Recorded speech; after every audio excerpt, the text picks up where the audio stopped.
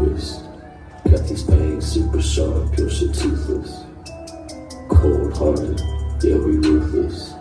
All the ghouls in the cut, let's get ghoulish. In the graveyard, acting foolish. Feel the dance with the devil to no music. Cold hearted, yeah, we ruthless. All the ghouls in the cut, let's get ghoulish.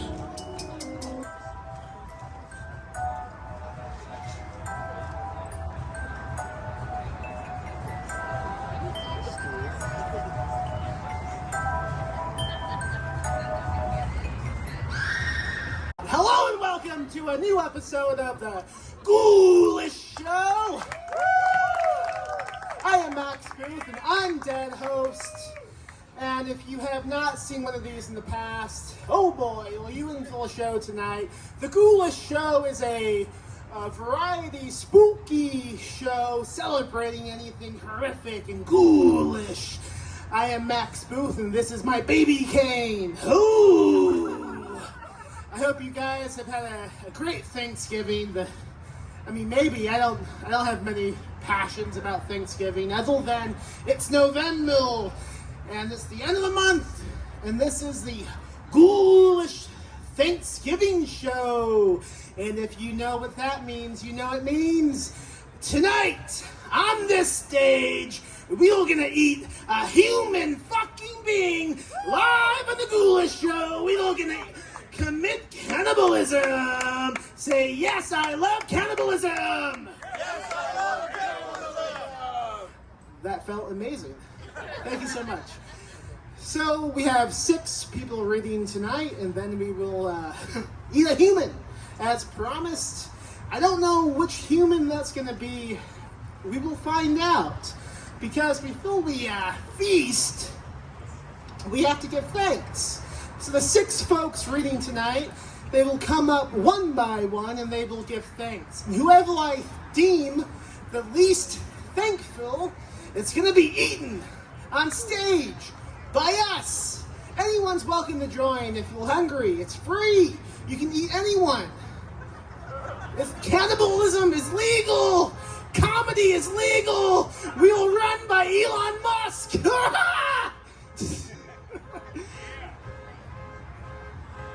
Does anyone know who vehicle that belongs to? Is that a Tesla? It's gonna explode! Watch out, folks! Alright, so let's begin this show with Ryan Bradley. Come up and tell us what you are thankful for. Thank you!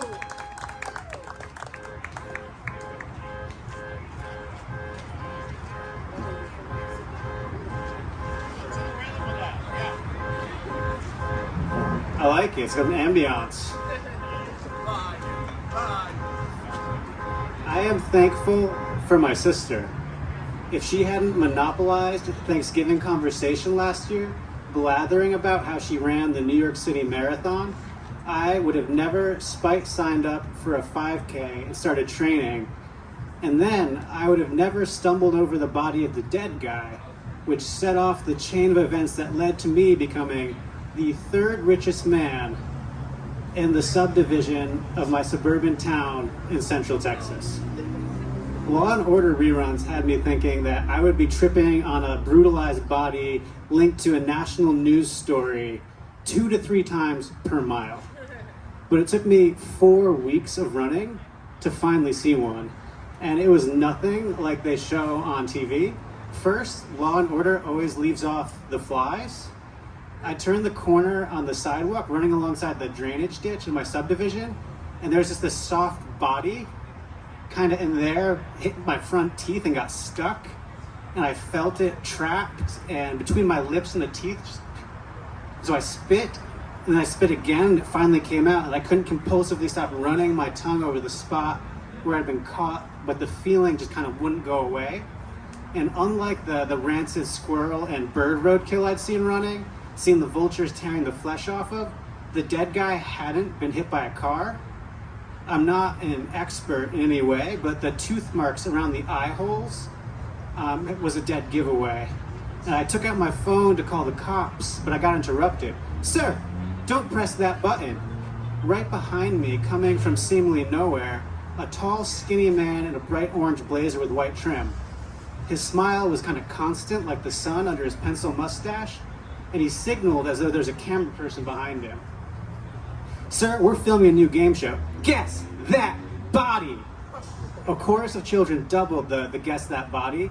I'm not going to do like the sing song for y'all, sorry. And I looked around kind of like for speakers anywhere, and to our right there's this abandoned farmhouse. To the left, the community drainage ditch. And so I told him, I really think I should. "The man in front of you called the police," the host said. His smile was constant, burning bright like a studio light. Behind his eyes, something kind of animal rage, like when you see a dog behind a chain link fence as you're running. I was chewing on the inside of my gum and I said, "All right, what's the game?" "Tell him the rules, Dick," he said. A disembodied voice in the sky, low but excited, said, "Well, Howard, he's got to answer 3 questions about the body in front of him. If he gets all 3 right, he gets to walk away with $1 million. If he gets 1 question wrong, you get to rip his eyeballs out of his face with your teeth." Howard was tall and he didn't really have an ounce of muscle on his bones. "And if I don't play?" Howard licked his gigantic teeth. I took a real look at the dead guy now. I'd ran past him a million times while he smoked a cigarette, and I'd always asked how he was doing, and he never did more than really nod, but I knew him, you know? He was splayed out, arms and legs wide like he'd been running. His eyelids were open, weeping blood out of a pair of eyeless abysses. The disembodied voice, Dick, said, "Deciding not to play would be a wrong answer. And after Howard bites your eyes out, he'll use your sister's body for our next game." I swallowed down vomit and said, "What's the first question?" "What are the stages of decomposition?" The flies around the body had multiplied exponentially, but I knew this one from reading Max Booth III's Maggot Screaming, conveniently located at our merch table, and I rattled them off: autolysis, bloat, decay, skeletization, mummification. Howard's smile perked up. "I'm sorry to say, the answer we were looking for was active decay. What do you think, Dick?" I took a step away from Howard toward the body. Could I outrun him? "Is it close enough?" Howard's fingernails were long, dried blood flecked underneath them. His hands curled as he waited. "We're gonna give it to him, Howard," the voice boomed from the sky. "Question number 2. What stage of decomposition is the body in front of you in?" I swatted the flies out in front of my face so I could take a deep breath. The body hadn't started smelling yet. Autolysis. Howard's eyes lit up. "That's right. You're 1 question away from $1 million. How do you feel?" My palms were sweaty. I didn't want to small talk with this animal. "Gonna need an answer." I feel like warmed over shit, like a piece of gas station sushi. "Are you ready for the final question?" I squinted. "No, because that's your 4th question." Finally, Howard stopped smiling. "Dick?" "Uh-oh, Howard, looks like we have a winner." The flies abandoned the body and started landing on Howard's face. He swatted at them, and all at once they devoured the flesh, impossibly fast, as though he'd been splashed with acid. I watched, gaping, and then one fly meandered toward me. I sprinted in the other direction. I didn't know what had happened or how, if I had had some kind of medical event that caused me to hallucinate Guess That Body, if I'd been the subject of some overly complex social experiment, or if I had an LSD flashback. I called out of work. I paced the living room for 2 hours before they finally drove over to see the body was actually there and called the cops. And when I walked them over to the corpse, I didn't see a single sign of Howard or Dick. I called my sister and made meandering small talk about how she was training for her next marathon every day for a week just to be sure. Nothing unusual happened to her or around her. And then the check arrived.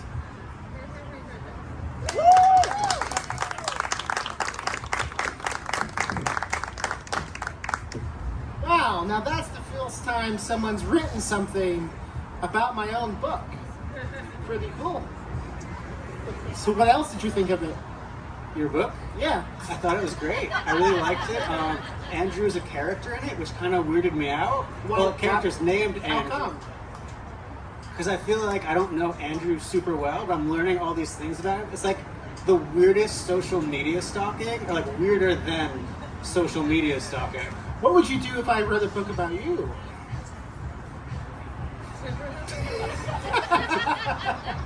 Now, this will also be released on my podcast, Ghoulish. So for those who can't see what happened, would you like to describe what you just did? Your Honor, I did a hand job motion. At one point in the reading you just gave, you said, "My palms feel sweaty." Were you a fan of Eminem? No, but that joke is just so culturally ubiquitous. Yeah. And sometimes I just like put weird references in my books. Sometimes in the hopes that like they'll make something mean more, but mostly because I like got a college degree in English and I had to read T.S. Eliot, and he did that all the time, and now people are still talking about him. So maybe if I talk about Eminem, people will talk about me. That's pretty clever of you. Do you watch a lot of game shows? No, Okay. not really. If you had to go on one game show, what do you think you would be okay at? Great question. Thank you. I would like to go on Family Feud. Yes. I feel like that would be fun, and not all the pressure would be on me to do well. Perhaps one day we could do a Ghoulish Family Feud. That Yeah. would be fun. But not today. Today is Thanksgiving Ghoulish. How do you feel about being eaten alive by the rest of the performers? I would not like it. Good to know. That is noted. You do seem pretty thankful, but we haven't seen what everyone else has said yet. So it's possible you may be eaten tonight. Is that okay with you? I mean, no, but I feel like I agreed with the terms of service. You did sign a contract. I did sign a contract, so if I get eaten, I want to say sorry to my daughter, that baby in the crowd. Hello, sorry, don't eat me. Everyone has a baby, okay? Why That's don't true. you I think tell the folks about what you have available to buy at the sign, at the table? I have a copy of my debut Saints Blood, which is for sale. It's about a college professor who has his blood drained by some rednecks, and he's trying to figure out why, and he's trying to get away. I also have some copies of Love Letters to Poe with my story, The Fall of a House in Maine, in it. All right, give a hand to Ryan Bradley.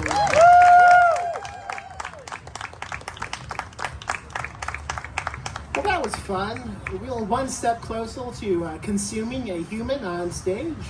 So I know everyone's excited about that. I had to take my glasses off because they keep fogging, so I can't see anything right now. Let's bring up Andrew Hillebilt to the stage.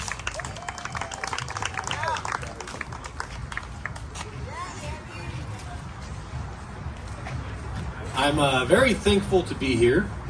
Thank you, Max. Thank you. But mostly I'm thankful for good, clean, kid-friendly horror stories. And I'll be reading one good, clean horror story. This is called Nothing Bad Happened.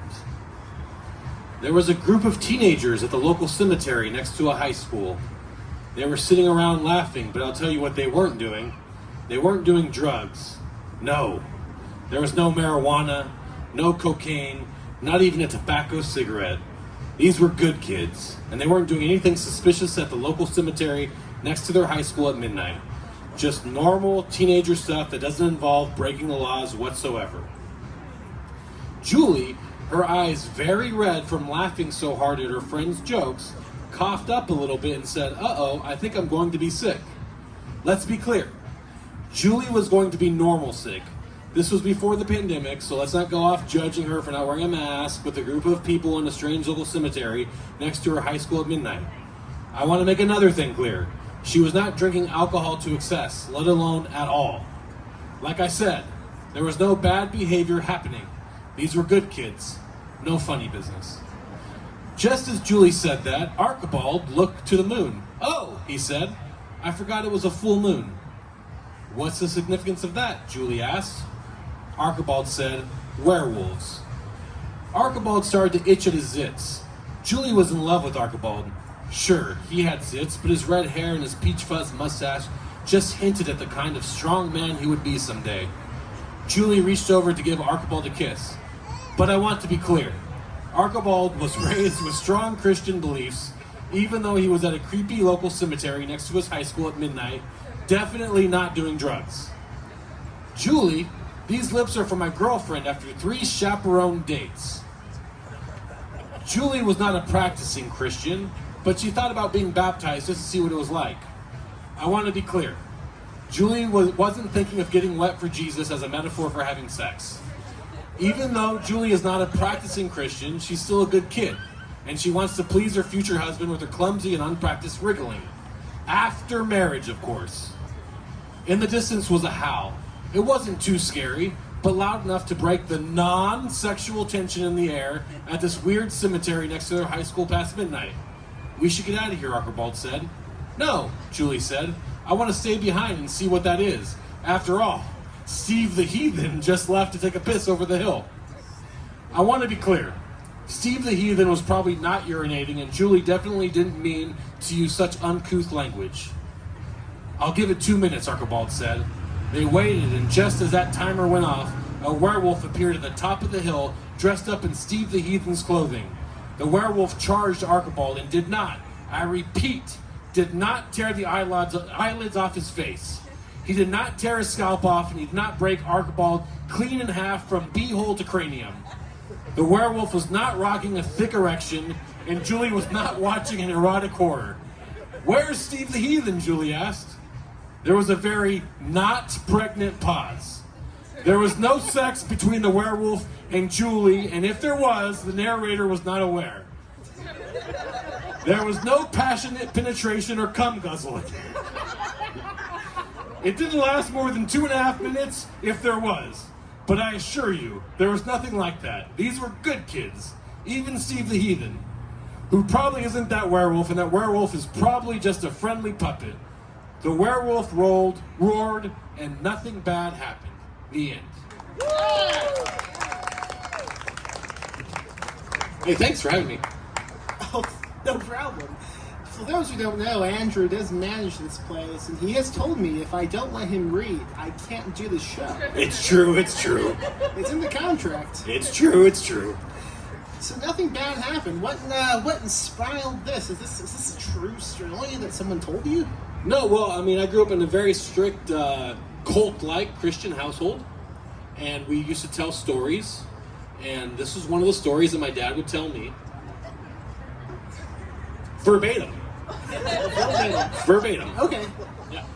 Wow. I don't take any artistic license with what I retell from my dad. Now, did you have sex before or after the middle age? I've never had sex before in my life. Excellent. And I'm married. With 2 kids. They do look an awful lot like me. I've noticed, but I don't ask questions. You just tell. I raise strong, moral children. If you had to list like little 10 life, this is what you stand by, right? These are little codes of life. What would that be? Number 1, do not have sex before marriage. Number 2, do not have sex during marriage. Number 3, do not have sex after marriage. Number 4, do not say curse words. Number 5, if you must refer to a posterior interior, it is strictly the beehole. Number 6, pubic hair is not to be discussed. Number 7, 777, that means heaven. Number 8, do not drink to excess. Number 9, if you must, a little wine's okay. It is Jesus' blood, after all, consecrated by a priest. And number 10, just have fun. Yeah. Just have fun. Now, what do you stand on being eaten alive by humans? You know, at this point in my life, I feel like I'm okay with it. I feel like it would probably feel pretty okay. If people to do that, how would you prefer it happen? At what point of the body should we begin? Well, I would prefer the posterior interior, which would be the beehole. Start there. Yes. It's probably the best tasting. And then I would probably travel up the taint, where there's no pubic hair whatsoever. Yeah. And then, the scrotum, of course, go up to the belly button, the nipples. And then just go wherever you want after that. Now, I must emphasize, Andrew does manage this place. No. That's not. Do you have a drink you would recommend? A drink I would recommend would be the Extremely Bad Man, which I'm sure nobody here is an extremely bad man. I think everyone here is probably an extremely good moral person, whether you're a heathen or practicing Christian or not. But the Extremely Bad Man is a very good moral drink to drink. Okay. You have one, you're fine. Now, do you want to talk about the book we have for sale tonight? Invasion of the Weirdos is the book that Max published, which I told him he could come to radio if he published my work, regardless of what he thought of it. And he said, sure, I'll take the $10 that you pay me, and publish a book that probably subtracted $1,000 from his paycheck. All right, and do you have anything coming out soon? I do. It's a book called Excrement Mountain, and it will be published by Max, which he was contractually obligated to publish, regardless of how good it was. But I feel like it's probably pretty good. It's Excrement Mountain. And to keep it moral, I took out the vowels so you couldn't read it without thinking. All right, let's give a hand to Andrew. Thank you.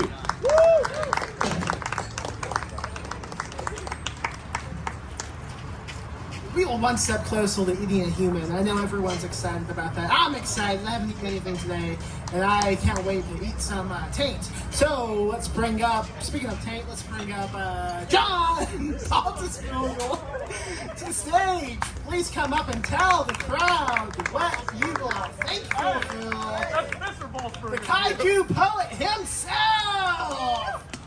Woo!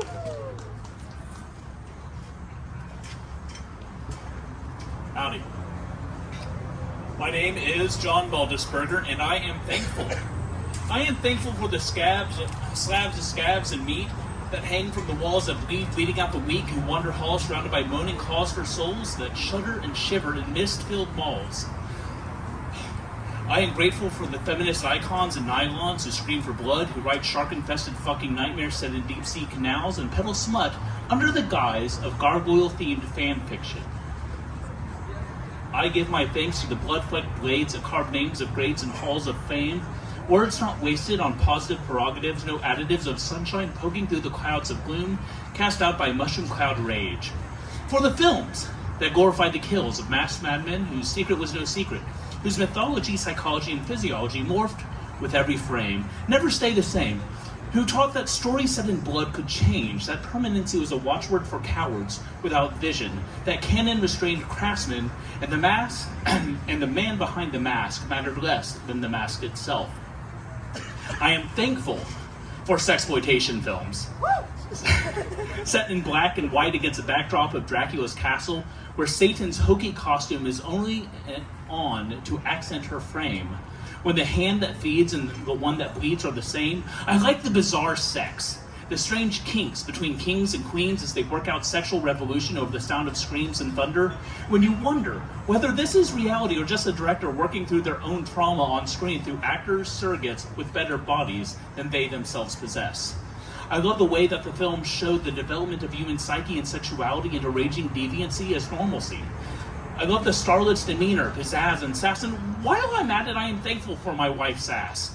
Let's not forget how thankful I am for titans, for giant monsters committing massive atrocities, cities falling to their knees before atomic lizards constructed by wizards of practical effects, writing plots that don't come together even before translation errors have been screaming out phrases in broken English.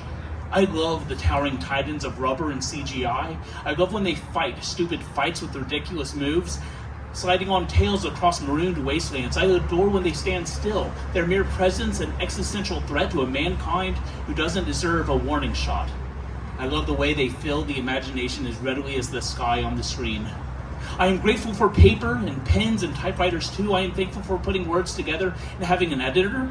I am thankful for rhymes and words and the way they can flow. I am grateful for all the tips and the linguist tricks I know.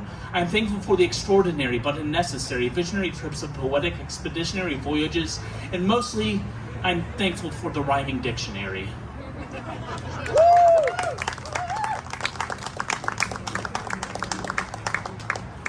And also beer. Wow. Now, many of those things you just said rhymed. Would you describe that as a poem? Unfortunately, yes. I'm very sorry, everyone, but I am thankful that you stayed here. I'm so thankful. This is a man who does not want to be eaten tonight. He is extremely thankful for everything, and it's kind of off-putting. I did, however, look, I am grateful for not being eaten. However, in preparation, I did sprinkle my pits and all of my holes with paprika. Excellent. Now, last time, well, maybe 2 months ago, we did a show, and you stuffed paprika. I can't say it. You stuffed the egg in my mouth. I did Yes. lovingly force feed you a paprika-covered boiled egg, yes. I don't think I've ever said that word in my life out loud. It's difficult. You want to say it together for practice? Yeah, help me. Paprika. Paprika. Did I do it? Yeah, perfect. Excellent. Thank you. Give me a hand, everyone. I'm so grateful you said it right. I am too. This man does not want to be eaten tonight. How do you feel about being eaten alive? A little hard. Yeah, Like a it's not little. easy. No, but I mean aroused. Oh, I mean, wow. like, Like your hard. penis is erect. Yes. Excellent. Not fully. I'm like the half-blood prince right now. 50%. Yeah. Wow. Give it up. You can applaud or not. It's fine. I totally get Do it. not applaud. What do you have for sale tonight, John? Hey, yeah, I have my series, my Book of Zev series. It's Jewish urban fantasy. I have some pulpy splatter stuff, and I have some patches over there. Oh, and a book called The Crimes and Passions of John Stadberger, which is about a man who pulls knives out of his body to stab Nazis. Now, is this based on you? I noticed the name I hear John. that for legal reasons. No, I have never stabbed a Nazi. Do you have a knife inside of you right now? For legal reasons, no. Would you like a knife inside of you? For erotic reasons, yes. All right, folks, if you have a knife tonight, stick it in John. Wait, shit, I fucked up. Now, if anyone watching this tonight, or even myself, wanted to begin writing poems, do you have any poetry tips? Make better life choices, mostly. Looking at you. Just do it. Like, just sit down and figure out what kind of poetry you want to do. If you like, it doesn't have to rhyme. It just If do it doesn't rhyme, it's not a poem. No, that's not true. It's definitely true. Yes. I went to school. No, you didn't. You fucking liar. Just like look, there's a rhyming dictionary out there. There's several hundred of them. Just pick one up and just make words rhyme. It's fine. Rhymezone.com, folks. Hell yeah. Yeah, just do it. Just Give write poetry. give a hand to John Baltusville, everyone. What my apply? That's the most narcissistic shit I can do. All right. Now, typically, this would be the point when we would do a commercial, but evidently, the old sponsor has stopped sponsoring us for reasons that I'm not allowed to get into, but it definitely had to do with all the dog fucking jokes I made last time.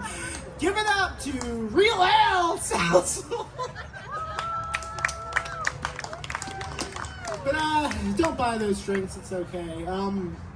Now, we've had 3 people come up and talk about why they're thankful.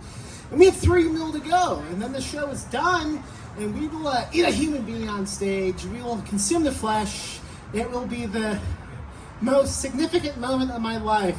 I don't know if anyone else has desired to eat a human, but most days it's all I can think about. Imagine being eaten. That's what I want you to think about right now. Imagine being the one to be consumed. How would that be? Amazing, right? One day you will a human being. The next day you will nothing but food. Imagine that. As you applaud Lucas Mangum coming up to the stage. Lucas! He might come up one day. Okay, Lucas, tell us what you will thankful. I'm thankful for the alphabet. Like, really, the alphabet. So, hear me out, guys. A is for Amityville Dollhouse and Amityville 3D. Amityville 2, The Possession, and Amityville Made for TV.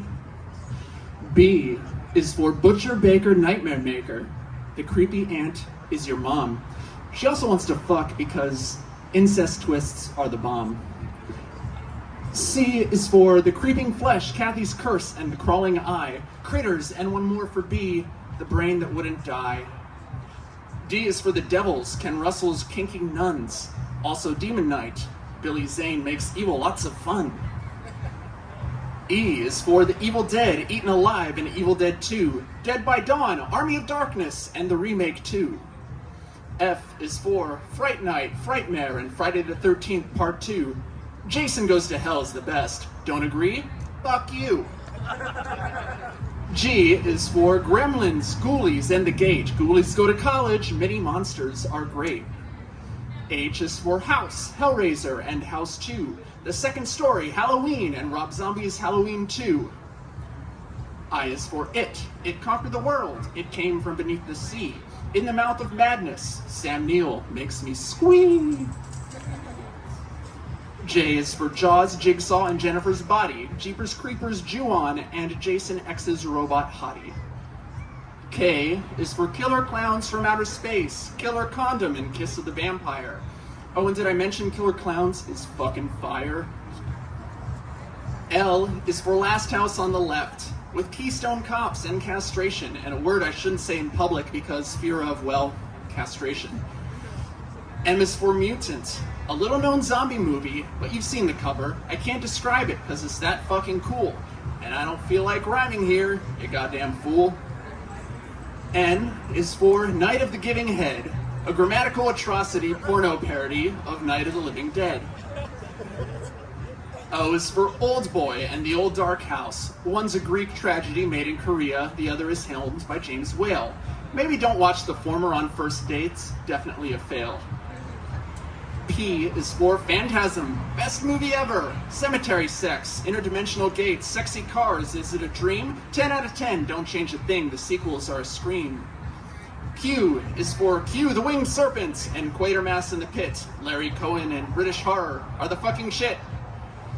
R is for Return of the Living Dead and Reanimator. Send more paramedics. That severed head is eating her out, and now I'm a teenage masturbator. S is for T is for Twitch of the Death Nerve, or Bay of Blood, Mario Bava's splatter opus, aped by the early Jason movies, bud. U is for The Ugly, a New Zealand serial killer chiller. Most of you have likely forgotten it, but let me assure you, this one's a thriller. V is for The Violent Shit Trilogy. Can you think of a better title? I don't think you can. If you do, I'll give you some fruit snacks tonight, because I'm feeling generous, man. W is for Warlock, Wishmaster, and the Wizard of Gore. Warlock the Armageddon, Wishmaster 2, 3, and 4. X is for Extro. Have you seen this shit? Dude gets abducted by aliens, then comes back via rebirth as a full-grown man. It's a gory scene for the ages, and I'm a huge fan. Y is for Count Yorga Vampire. He should put that on a business card. Weirdo movies don't sound like much, but trust me, they go hard. Z is for Zardoz, floating stonehead spitting guns. Sean Connery wears a codpiece. Okay, I'm fucking done.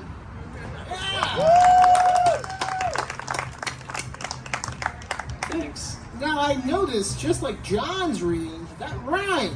Yeah. Did you guys plan this 2 poems back to back? We don't talk about the things we do in private. Do you guys talk? I Are mean, you guys friends? Would you consider John a friend? I mean, I like his balls burger.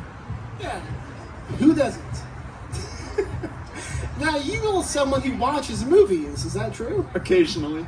You have a movie podcast. I do. What's that called and what's that about? It's called Make Your Own Damn Podcast.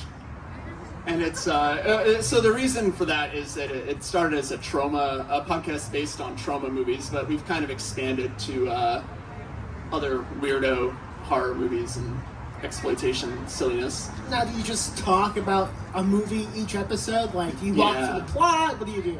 We usually just Basically, I ask about the movie and Jeff yells at me. My co-host Jeff? yells at me. Yeah, Jeff Jeff who? Burke. Jeff Burke. Jeffrey. Of all the movies you just listed, what would you recommend the most? Oh, definitely Phantasm. You really a big Phantasm head. I am a huge fan. What of those is it movies. about Phantasm that you like the most? Dude, I just like the vibe, man. It's like got like a really like. It's like, is it a dream or is it not a dream? And it's the only movie that does the "it was all a dream" thing and pulls it off. Yeah. I also know you mentioned Extra. Is that how you say it? Extra, What yeah. a movie that is! I would love for you to explain the plot to the audience. I think I did. A guy gets abducted by aliens, and then he comes back later via vaginal rebirth as a full-grown man. It's a great and it movie. is some special effects. It is a special effects marvel. Let's just leave it at that. I believe the movie's on YouTube if anyone wants to check it out. Yeah. It's a it great is. movie. I highly recommend it. I do as well. Why don't you tell the audience about the books you have at the table? Yeah, so I've got Gods of the Dark Web, which features a scene in which somebody gets eaten that may or may not be an infant. And there's Saint Sadist, which includes a touching relationship between a father and his daughter. And then there's the Extinction Peak, which is a dinosaur apocalypse thriller. You know, dinosaurs come out of the ground and start eating people. It's totally scientifically plausible, and prove me wrong.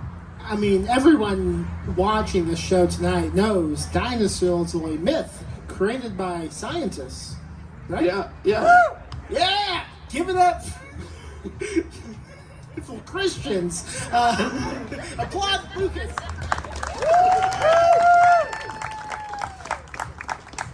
Feel so close to eating a human, I can't stand it. Oh my god. It's not even that I want to eat a human. Just the idea of being consumed thrills me beyond belief. I would love to exist one day and then not exist. Wouldn't that be great, folks? Give it up for cannibalism. And give it up for Michael Lewis Dixon, the next one to give thanks. Will he be eaten tonight? Possibly. Woo!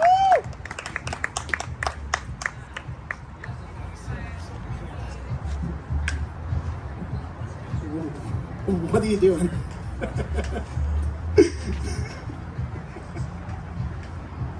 Good evening, everyone. I'm Michael Lewis Dixon, and I will be giving thanks tonight. Thank you. But tonight, I'm going to do it to music.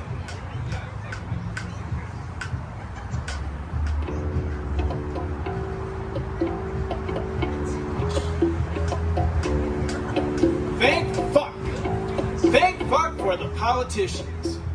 Thank fuck for the police. Thank fuck for the internet. And thank fuck for social media. Thank fuck for fucking Elon fucking Musk. Sorry. Fucking thank fuck for fucking all of it. I mean, what more could we ask for? Not a fucking thing more. Thank fuck for fucking fuckity fuck. Fuck! I'm sorry. This might be a family emergency, so hang on a second. Yes, this is pretty important. One sec, I'm sorry. Busy now. Talk later. Okay. I'm here, place is dark, nobody home, question mark? Is his car there? Just ring the bell anyways. Okay, sorry. It's our friend Keith, he's a typical joker, but this time it's really gone too far. Everything is always some kind of bit with him. He's never serious. Here, listen to this text. I got this a few weeks ago. OMFG with 3 exclamation points. I almost died. My kid's balloon just attacked me. LOL. I woke up because the dog was barking. I went to check out the house. The fucking balloon ran up on me. LOL. I didn't see it, and then bam, I'm fighting a balloon. The shadow looked just like a man. I threw down on the motherfucker. LOL. Oh shit, that was so scary. I could have had a heart attack. LOL. I wrote, why don't you pop it?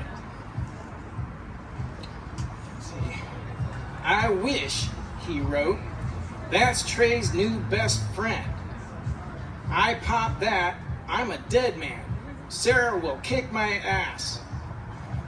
Trey's his kid and Sarah's his wife. Whatever. This should have been it. Didn't have to turn into a long-running joke. There's more. Listen.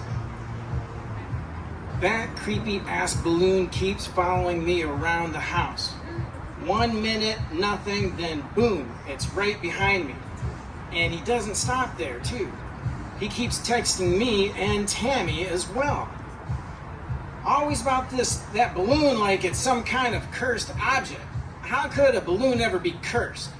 They fucking make the things to be used once and then just toss them. Tammy's more worried about him than I am.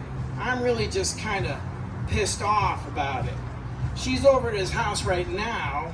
She just wants to check on him and make sure that everything's okay.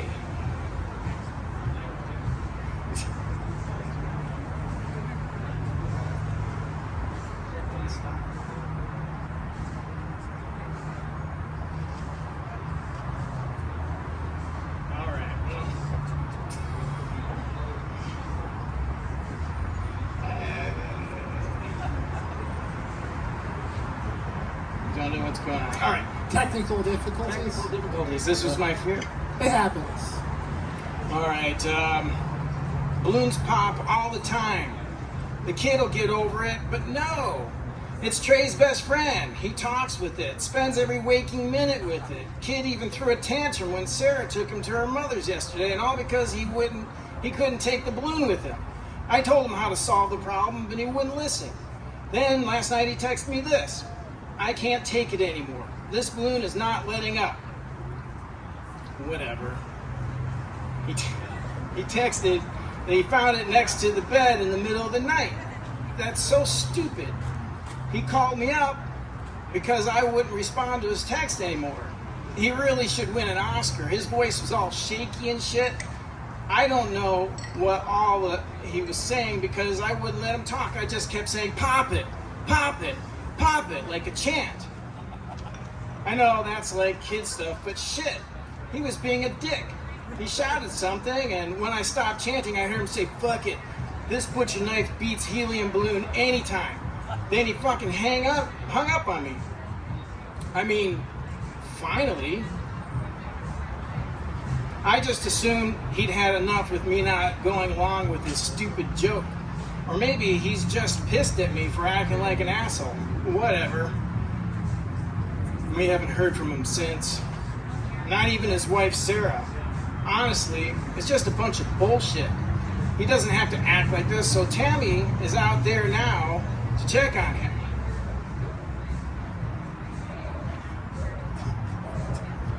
I don't know what's going on. Yes. I know. It's something happened. It's not working. Damn. Well.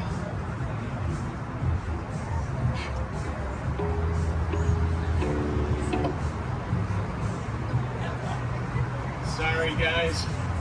It worked at home. Oh. That's her. Hey. Nobody's answering the door. The whole place is dark.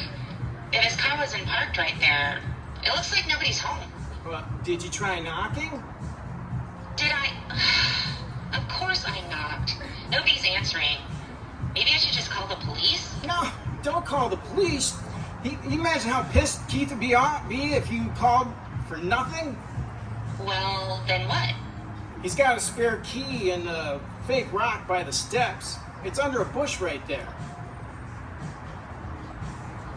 You want me to go in? Yeah, you know, just in case. I Come on, it's an emergency.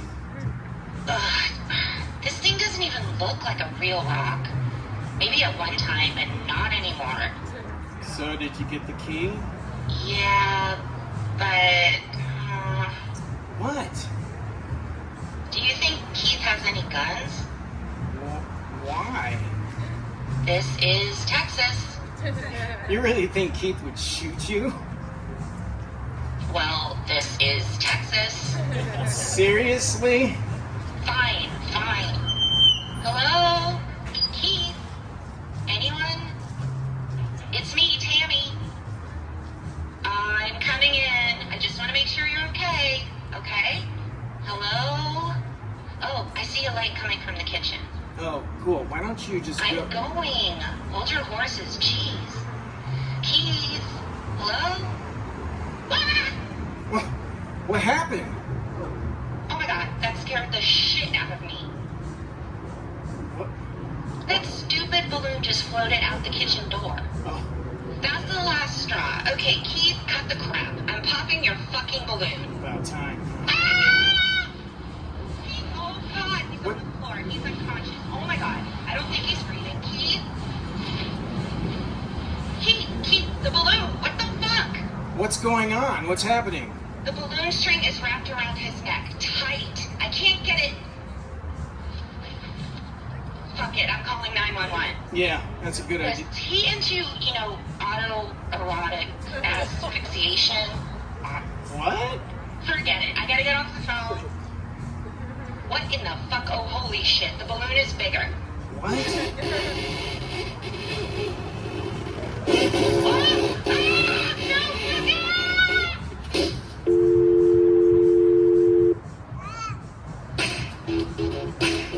The balloon of death, people. I want to thank Susan Snyder, who couldn't be with us tonight, for playing the role of Tammy, the mutual friend.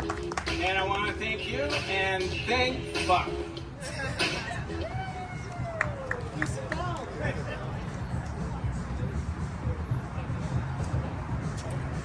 Now, I know you were interrupted. Did you want to finish what you were reading? Thank fuck. Thank fuck. Would you The- consider that a poem? It's kind of a modern take on the beat thing. Explain. You know, the beat generation. That sounds inappropriate. What do you Yes. mean by that? Well, when Are you a beat poet? beat. No, I'm not. Obviously. Okay, good. No beat poets are allowed at the Ghoulish Show. I've made that clear many times. Beat poetry, not allowed. Go on. I had no idea how this was going to work out, and I'm pretty satisfied. It was great. That was really creative. Tell us about how you planned that. I am insane. Would you consider yourself a technophile? I like technology. I work in technology, and I wish that it would leave me alone. What did Susan Snyder say to you when you approached her about this idea? She was very enthusiastic, and when I finally sent her the rough cut of it, she said it was hilarious. And it was a bummer she couldn't make it. I noticed she's not in the crowd tonight. Do you think she was ashamed? What the fuck? I never thought of it that way. Thank fuck, right? Fuck. Let's talk about what you have for sale tonight at the Okay. table. So another four-letter word, sick.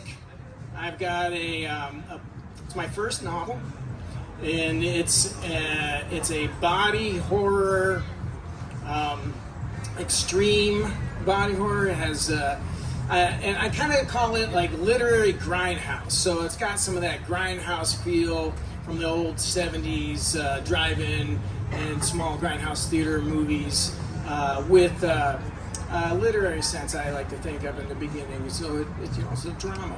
How sick is it? It gets pretty fucking sick. What's the premise? So it's up in Barrow, Alaska, which is now called Gunquick.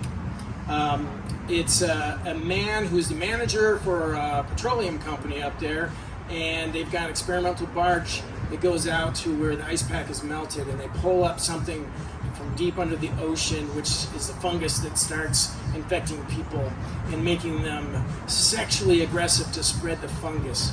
And he's trying to cover it up and get control of it while being infected. That sounds pretty sick. It gets really bad. Any cannibalism involved? No. That's interesting. But tonight, I don't know if you've been paying attention, but someone's going to get eaten. It might be you. What do you think about that? I'm not for that. So don't vote me off the island. If you were chosen, are you going to put up a fight, or will you be a team player, or let's I will eat you alive? I will run as far and as fast as I am capable. Do you run fast? No. That would be right. That's why I say capable. Okay.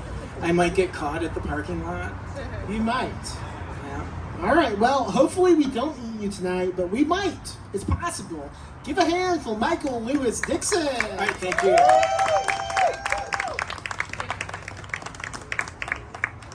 What a show we've put on tonight. We actually have an audience. Really surprising to me. Extremely surprising. Usually we just have kids watching the show, which is my preferred audience. But now we have grown-ups. It's pretty awesome.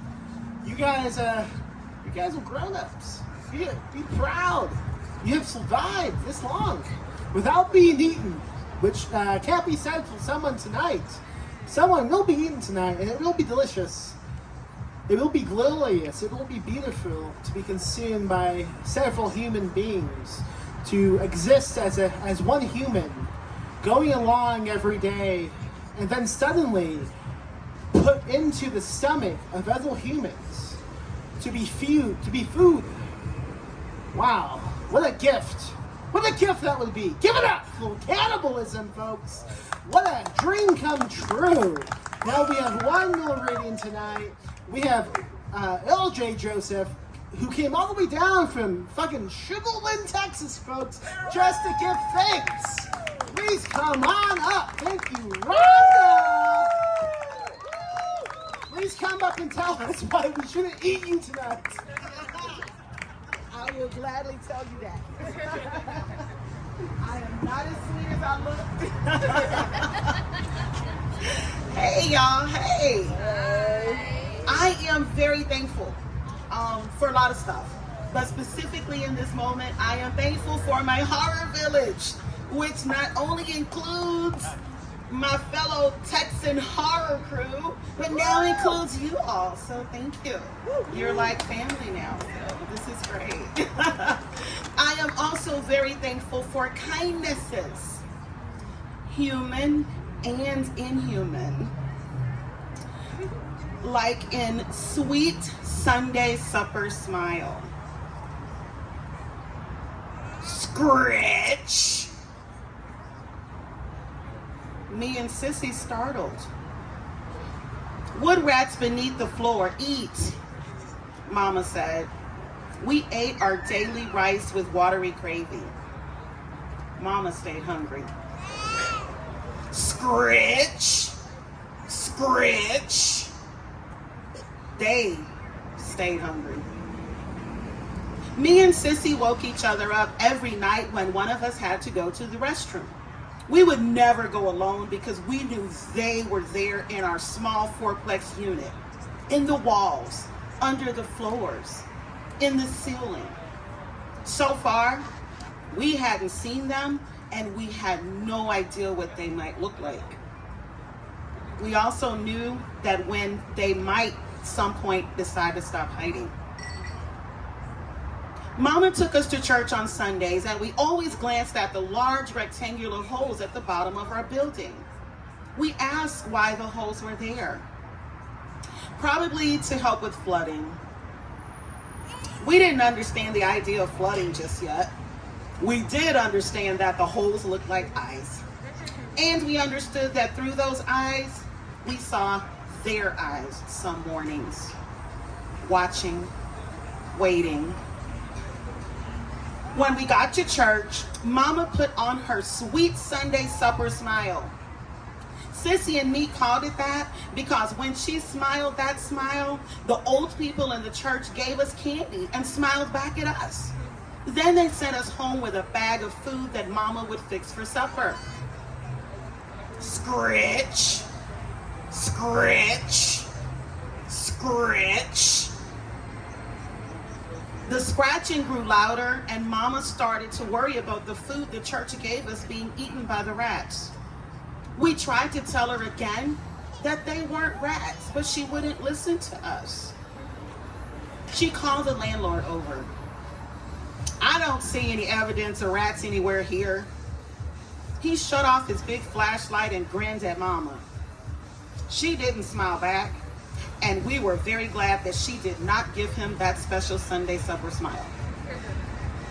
Can you at least put some poison outside? I can't have them getting in here to my babies and our food.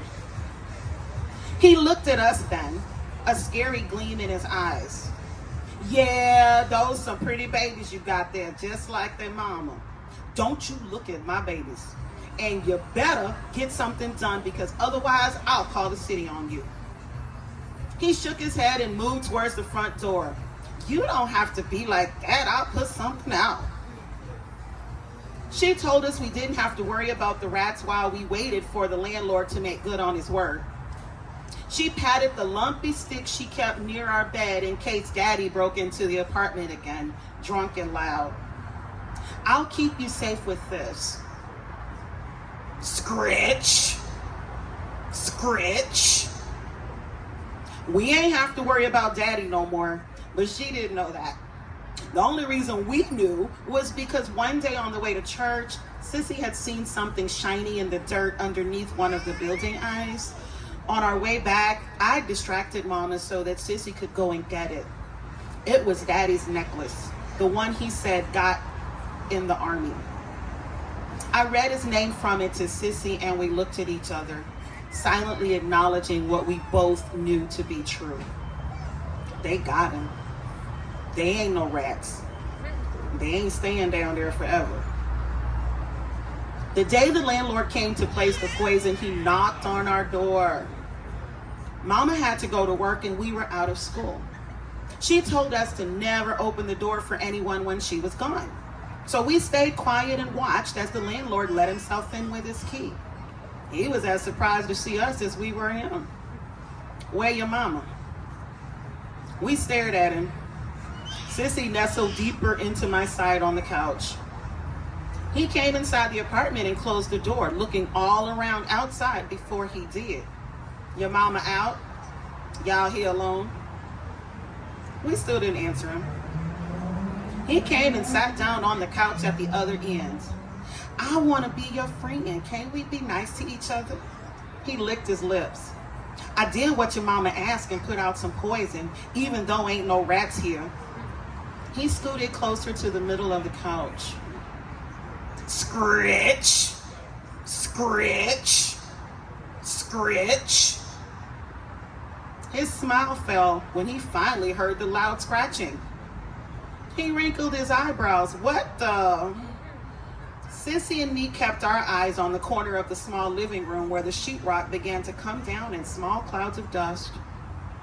The first one came out, quickly followed by another and another. A group of furry things swarmed from the hole and crawled over and pulled the landlord off the couch before he could get a scream out. They tore at his flesh with long claws coming from their multiple legs and bit with teeth longer and sharper than we'd ever seen. Blood matted their grayish-brown fur, and we could barely see their large red eyes in the mess they made. They even ate the bones, cracking them with strong jaws. As the others finished up, one of them lumbered over to Sissy and me. It stood up on two of its legs and watched us, close enough that we could smell it. Sissy started to cry, and I hugged her closer. The creature tilted its head to the side, and then started to move its mouth. The corners slowly lifted in what I recognized as an attempted smile. Not nearly as pretty as Mama's sweet Sunday supper smile, but an honest try. Look, Sissy, it won't hurt us. It's trying to be nice. Sissy sniffled and looked at the creature. It smiled again and reached out with a clawed leg to pat each of us gently on the head. It returned to the others where they had completely cleaned up any trace of their meal. On their way back through the hole, they also cleaned up the sheetrock debris, leaving a neat hole in their wake. Sissy and me looked at each other and didn't need to speak.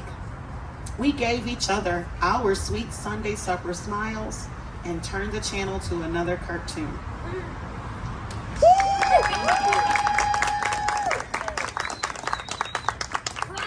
That was disgusting. You know, I do what I do when I can do it, you know. When I invite you specifically to a show, I know you were going to bring something really gross and vilifying, and you did. Yes, thank you. Do you have much experience with rodents? Okay, so I grew up in the projects, Max. I absolutely do. And Houston is kind of this weird area that's rural and urban, so like we always have critters like everywhere just because. What's the most vilifying rodent experience you've had in real life? Oh my God. Okay, so once I was in high school, and again, I grew up in the projects, and like I was like this accidentally popular girl, right? Literally accident. I was such a nerd, but like, you know, people still knew me and stuff. You know, drill team captain, all this stuff. So, right? So, one time during between classes, you know, we used to have lockers. I don't know if y'all have those things anymore, like lockers, right? They're like these metal cubes where you put your stuff. And so I opened my locker between classes, and this little mouse jumped straight out of my locker and into the crowded hallway. I was mortified, Max. I was mortified. Like, not only was I terrified, but I was like, oh my God, people know that I'm poor and have mice in my house, but I didn't have to worry about it because like the guys were being guys, and they just kind of tortured the poor thing and kind of took it out. So yeah. When I was a kid, we all lived in the living room, and I slept in the floor. Yeah. I grew up in Indiana, and I would often wake up to mice at my feet. Yes. But never rats. Yeah, it was a thing. Now, do you believe in the myth of the Rat King, king of rats? Do you know about this? Okay, I'm gonna tell you what. The way those jokers move around, I wouldn't be surprised if there wasn't a king, a queen, and an emperor, and empress, and all that. Like they're smart. They're so smart. Do you have any tips for dealing with rats? Man, just move, like burn the house down, go do something different.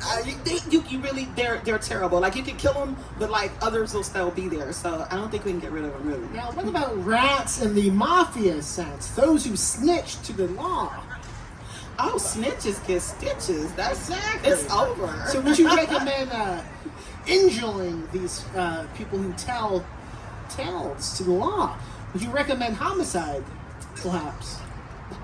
Okay, so, like, you know, the way my job situation's set up, I cannot advocate homicide, but I can not advocate it either.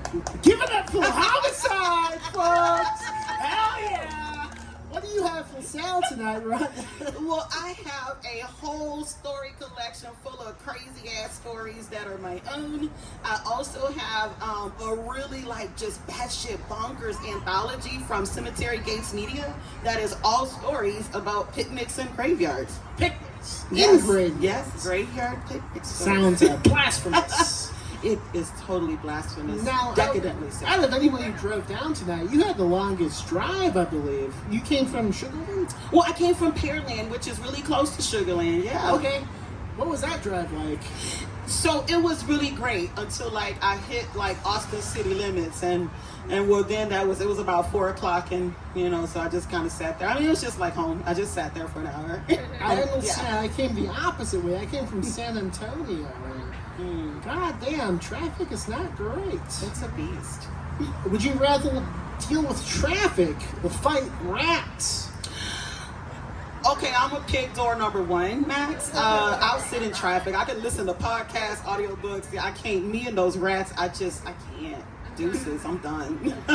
Now, okay, I get it. I was gonna make a joke about how radio has rats, but the manager of the place is waving me off. So Yeah. I think I made that joke last month as well.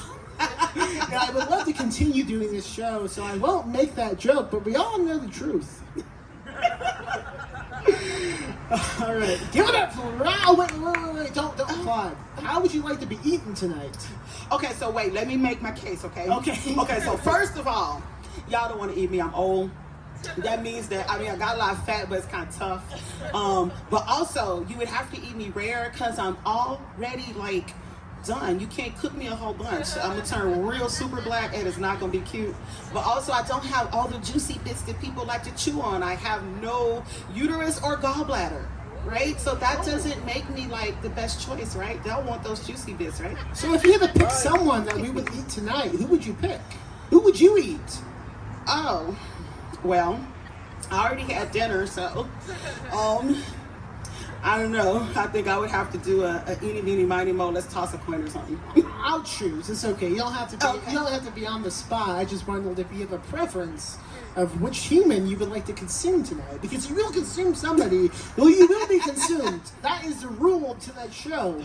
Flash will be eaten somehow. Okay, I dig Okay. it. All right. All right. Give it up for that, folks.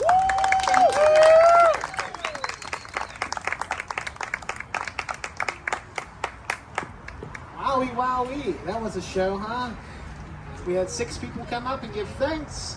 They stood at the stage. They read something. You applauded. What a show. They have books for sale. They wrote books. They published books. I wrote some books. At that table, you can buy them. You can go and buy some drinks. You can give some tips. You can do all types of things. It's a free country. You can do anything you want. Just like how we are going to eat a human being right now. But who is the human we shall eat? We have 6 folks who read tonight. They could all be eaten. They all seem pretty thankful, and none of them seem that excited about being eaten, which is a shame, because being consumed by a human is the greatest gift anyone could have on this planet. To come out of a womb and grow into a human, and then to be consumed by a different human. What a life that would be, is something I've always dreamt of. And since nobody else seems that grateful, I think maybe I volunteer to be eaten. I would love to be consumed. So please, come and eat me, everyone. Thank you so much. Oh yeah. Oh yeah. Oh yes. Oh, close, deep.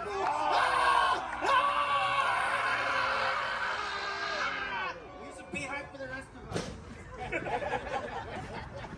Okay, that's the show. Thank you.